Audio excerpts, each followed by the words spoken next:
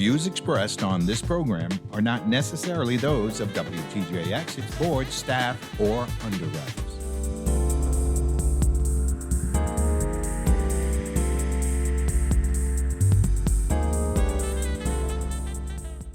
Good day. You are listening to Ability Radio. I'm one of your hosts, Kishma B. Francis of the Disability Rights Center of the Virgin Islands.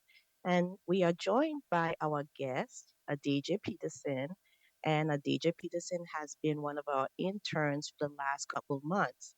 So, Mr. Petersen, if you could just tell our audience, listening audience, a little about yourself, your school, and anything else you would like to share at this point. Okay. Good day. My name is Adeje Petersen. I am 21 years of age and I was born and raised on the beautiful islands of St. Thomas. I am currently a junior attending the University of the Virgin Islands who is majoring in business administration with a concentration in management.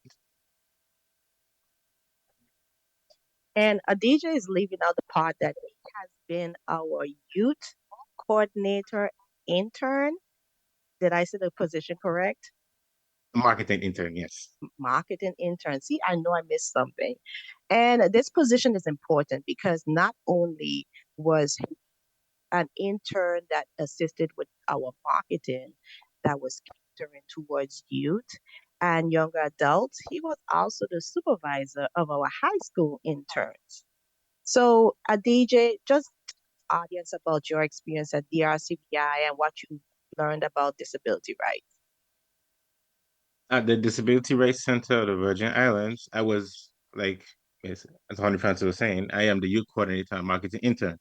Among my duties are to supervise the high school interns and come up with ideas to better reach the youth, facilitate meetings, support outreach efforts, share marketing ideas that can appeal to younger generations, prepare research packages that can assist parents and students, present at attending professional meetings relating to the RCVI projects, goals, and advocacy networks, and perform other duties as assigned. So, what we would like to actually touch on is when the interns did a presentation, and it was led by Mr. Peterson. They spoke about the laws, different disability rights laws, etc. Now, Mr. Peterson, did you know anything about those laws prior to coming to Disability Rights Center of the Virgin Islands? Yes, definitely. What I learned about the disability rights are three laws. One is the ADA, which stands for the American with Disability Act, which is, in short, is a civil rights law in the United States that prohibits discrimination against individuals with disabilities while promoting equal opportunities and accessibility for people with a disability. The next one was the IDEA, which is the Individuals with Disability Education Act, which is a federal law in the United States that governs the education of the children with disabilities and ensures that they receive special education services and support. The next important aspect that I learned was sensitivity awareness, which refers to the ability to understand, empathize, and respond appropriately to the needs and perspectives of individuals with disabilities, which includes basically to be aware of the challenges and barriers that people with disability may face. And also be mindful of what you say. It can really hurt a person. And I'm going back to my prior question. I, from what I've gathered, is all of this information was like new to you guys because you guys were like sponges, just Yes, soaking it it all was. in. And the whole focus and purpose of creating the internships was actually to get our information out there.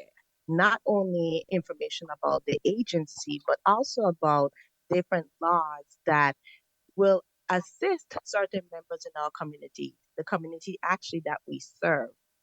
So when you spoke with your interns and you had that camaraderie going, uh, what else did you guys learn besides the laws? Sorry, can you repeat that last part? What else did you guys learn besides the laws? Did you guys learn that, you know, as far as your peers looked at individuals with disabilities in a different manner? Or did you guys learn that there was limited accessibility all over the island? What else did you guys learn? Yeah, I also learned that basically like not that much people had known about the disability rights and the benefits that it brings towards them. So it was actually surprising to see that not that much people know about it when the organization is here to help, which you guys brought us, the younger generation, to basically assist in bringing that out there for other people to know about. Yeah, especially your generation and the Yes. generation after you, because we had a group of individuals that we were trying to reach, but we didn't know how to reach. Mhm. One of the things that we did is you guys assisted us with creating a survey, and this survey actually gave us some very good insight uh, as far as how the youths view individuals with disabilities. If you could just share a little bit about that survey. For the survey, yes, we was mainly focusing on making it, we call it, more youth friendly by adding in some aspects of like, what's your favorite app, like technology app like Facebook, Twitter, Instagram, Twitch, and then asking them other questions such as from a rate from 1 to 5, how would you rate, or what would be other words, what would describe what comes to mind when you hear the word of disability or a disabled person? We wanted to get research and conduct like what they was thinking on, and then we did get some responses that were like honest, which some had stated were when they hear someone who has a disability, they basically saying like wow, or like I wish that wasn't me and stuff. It have a mix, it's a mix general answer. The others is like they were actually genuinely concerned. Like I feel bad for them and I wish that we could do more for them. And yeah, And this survey, I really appreciate the candidness of the responses because we have a stigma when it comes to disability and the issue surrounding it. Um, they can be fixed if we just change our mindset, if we just change the way we look at an individual with disability. An individual with a disability is actually a person who has ability. So yes. we need to just change that mindset. So I really want to talk about advocacy because we were trying to really get you guys to focus on advocacy. And this advocacy is for individuals with or without disabilities. It's for anyone. And it's just basically you advocating on behalf of yourself or others. So, how can individuals advocate for themselves? Right off the bat, individuals can advocate for themselves by knowing their rights. By knowing their rights, individuals can effectively communicate and negotiate for their own interests and desires, while also helping them to make informed decisions and taking responsibility for those decisions.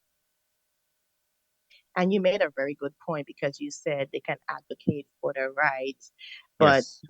knowing their rights is very much important. And I really like to just drill home that it's not knowing their rights alone, but knowing their rights correctly. Because you, True that, true that.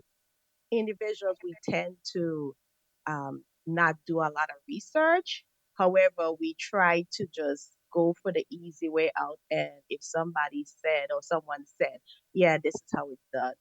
I No. agree. So do your research. Do your research. As far as advocating for themselves as a youth, what else do you think they should do? On how to advocate for the youth. Yeah, as far as the youth, how else can they advocate for themselves? I mean, we live in a society where we always told children they should be seen and not heard. But I think the students and the children and the youth, they need to speak up and start to be heard as far as when it comes to their rights, correct? When they know their rights. So how can individuals advocate for themselves?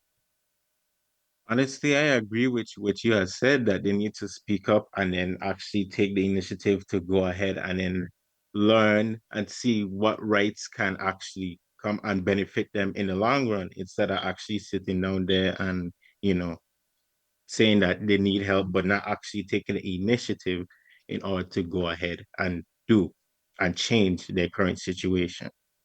Yes, definitely, definitely. Because I think change starts within your mind. Yes. And once you have it in your mind to change, but you have to have the correct information. So when we started the internship, we really wanted to get more of the youth voice, the youth perspective.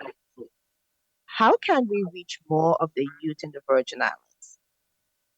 Okay. My suggestion to reach more youths in the Virgin Islands is to use more social media platforms. As I stated earlier, with TikTok being one of the biggest social media platforms available to date, it grants a lot of valuable information in short 30-second videos.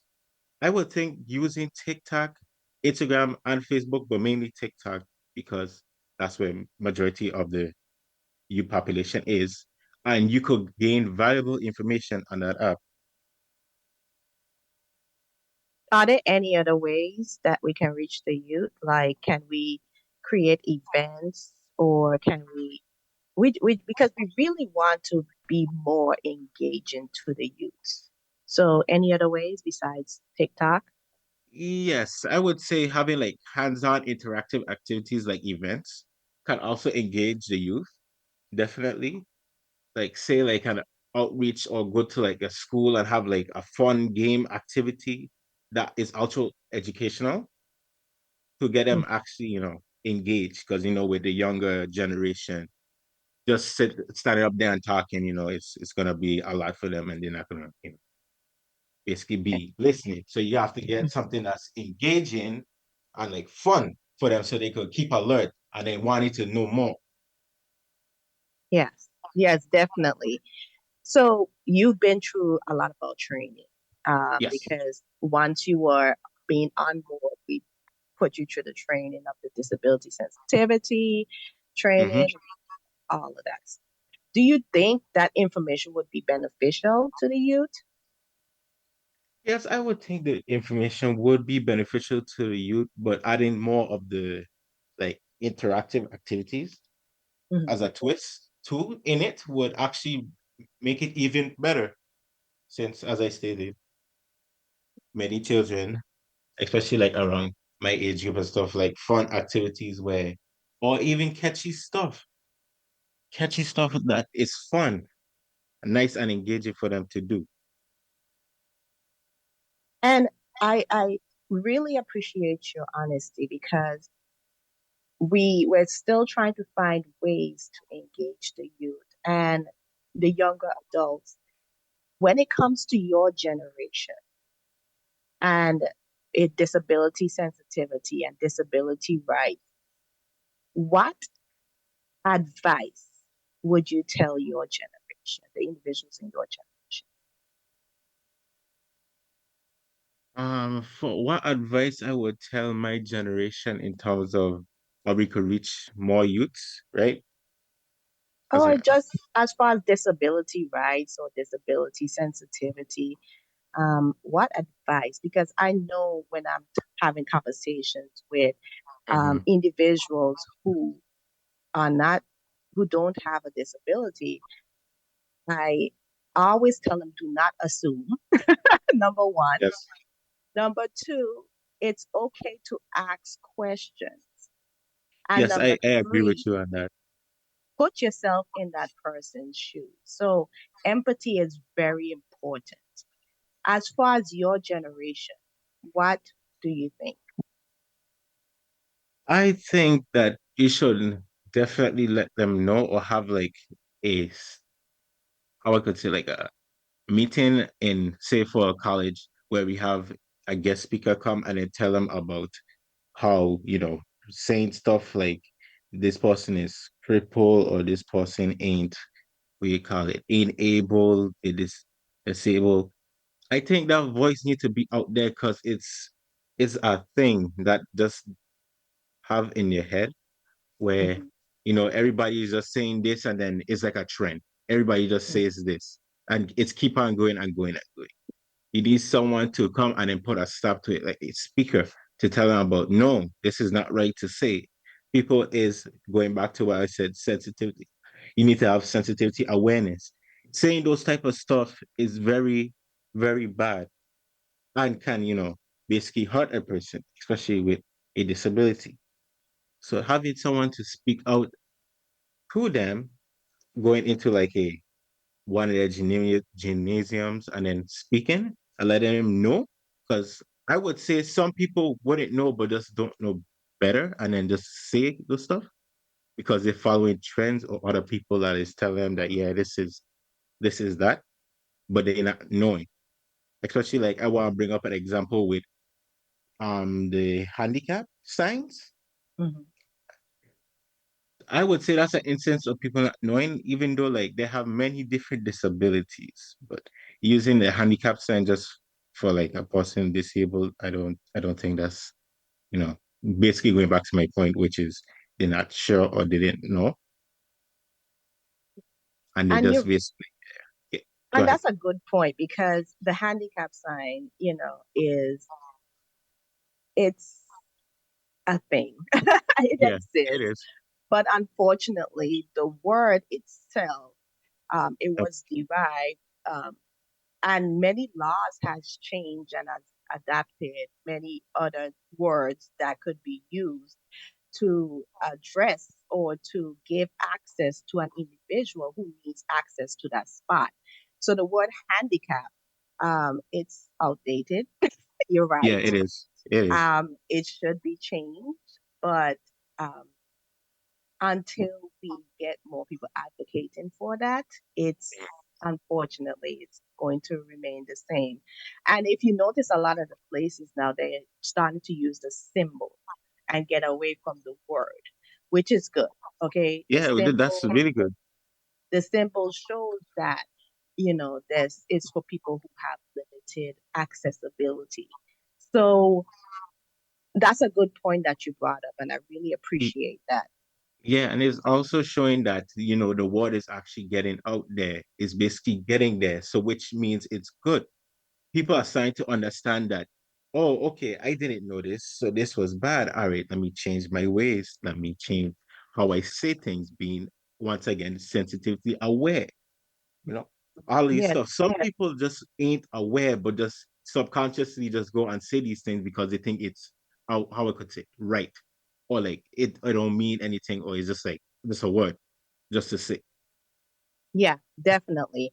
And a lot of the words that we say, they actually they've came from other generations, so they've been Yep. handed down, and we have it like societal norms to use this word in this context, and it's not supposed to be like that. So I yes, we have to start to re-educate the community, but I yes. think that in order to re-educate the community, we have to have language that not only they can understand but relate to. And the laws change frequently.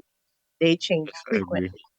However, we need to be able to tell or explain the issues when we are not sensitive or we don't have empathy to Mhm. individuals who may not be in the same situation as us. I agree with you 100%. So now I just want to ask you, how important is the youth voice? The youth's voice is very important because, for one simple reason, they are the next generation of leaders, influencers, and citizens of the community. You want to get their voice, their say, their idea, which will shape the future. Basically, sharing their ideas, opinion, and advice basically would change the decision of how people live in the next near future.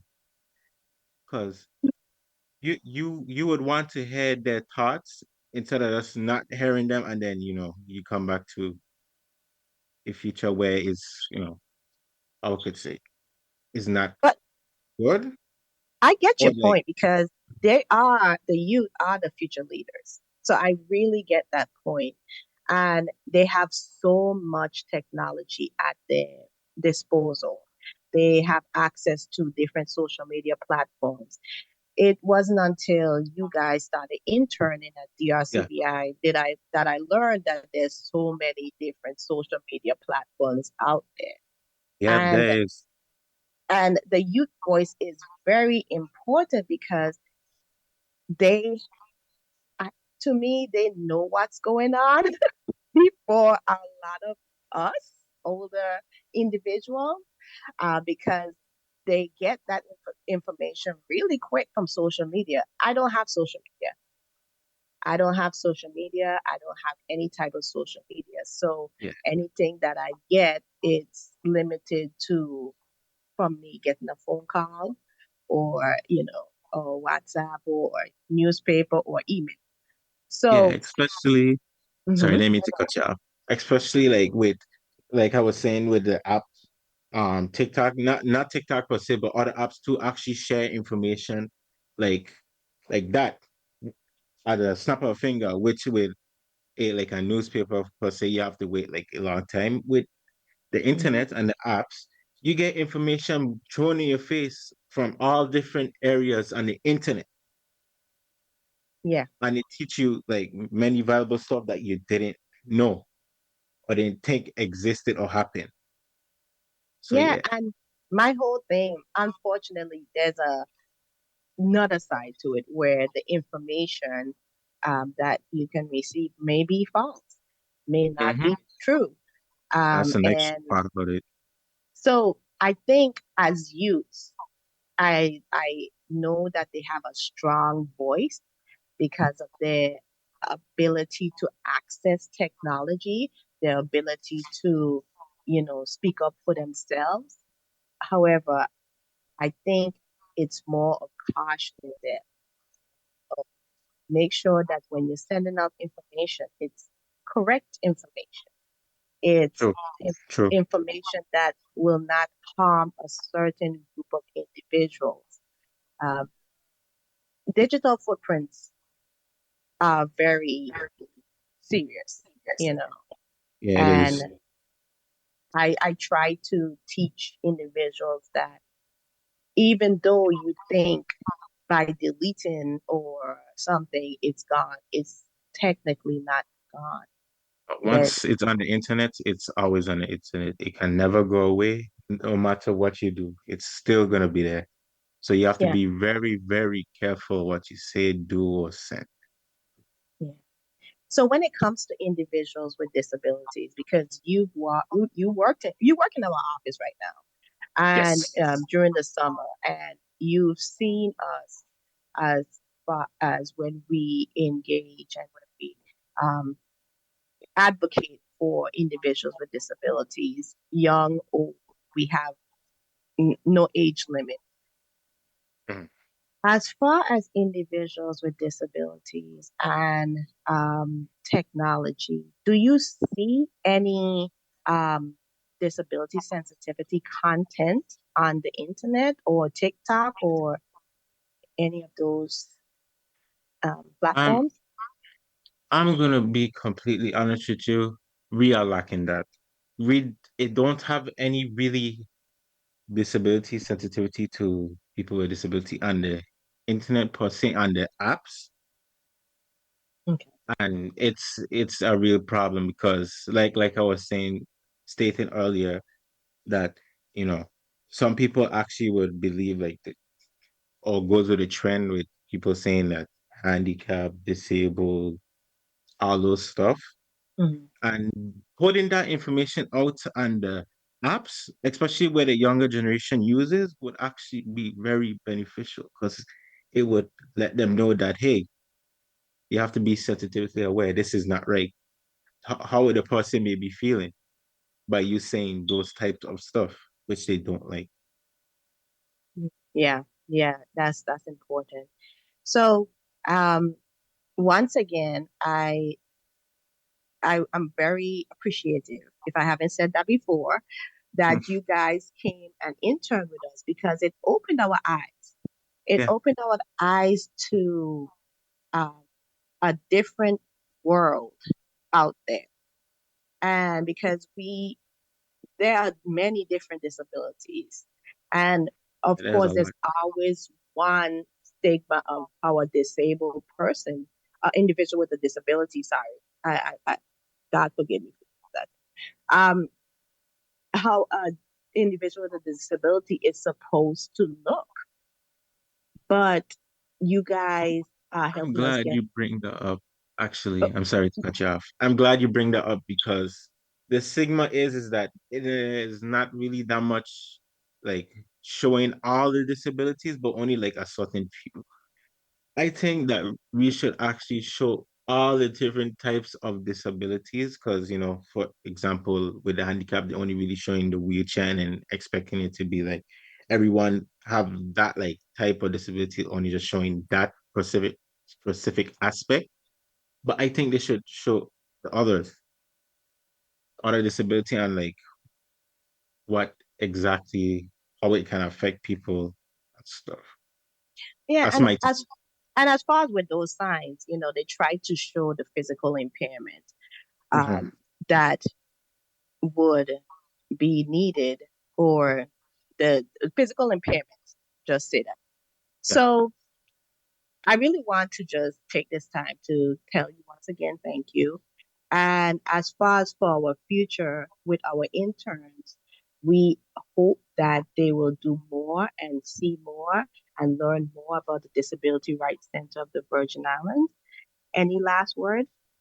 I would say thank you also for giving me this opportunity to basically express and give my ideas on how to basically better the RCVI and get the word out there for people with disabilities. Thank you very much. And See, once again, this has been Ability Radio. And yes, I am your host, Kishma B. Francis of the Disability Rights Center of the Virgin Islands. Thank you, Mr. Peterson. my pleasure. All right, have a good one. You too.